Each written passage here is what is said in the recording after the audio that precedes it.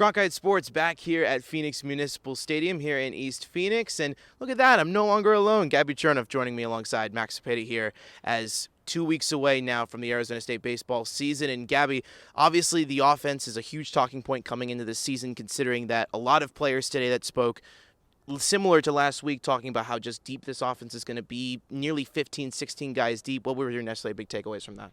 Yeah, like you said, 15 guys deep. It sounds like they would be confident putting any combination of those 15 guys out there. Obviously, you can only stick 9 out, but it sounds like they're really confident in the group that they have. Obviously, a lot of newcomers, but it sounds like they're very secure and just confident in their abilities on the offensive side of things. But talking just about newcomers, those newcomers come into play especially in the pitching side of things. So what was your big takeaway from pitching? No, absolutely. I think the biggest takeaway I got from pitching today in comparison to last week was probably just the utterance of confidence and wanting to stay consistent. The pitching, at least in the scrimmage last week that we had the opportunity to film, wasn't necessarily the pitching was still trying to find its rhythm, especially in the back half of innings. You had some bright spots from guys like from Josh Butler, from other freshmen as well. But it's going to be very interesting to see if those freshmen can step up, especially in the first couple of weeks, especially Willie Bloomquist mentioned today that the starting rotation is still unknown. We don't know who's going to be starting opening day. We don't know who's going to be at least that firm starting rotation, at least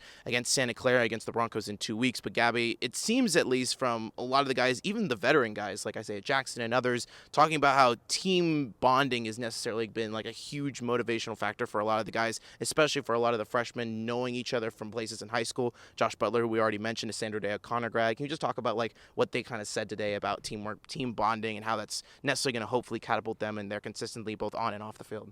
Yeah, it sounds like, again, just really secure. Bloomquist says he kind of prided himself a little bit on just recruiting from the Valley. A lot of these guys are from the Valley. They played with each other. They played against each other. They know each other. So having that kind of bondage, I think just since baseball is such a mental sport, it can be so mentally draining.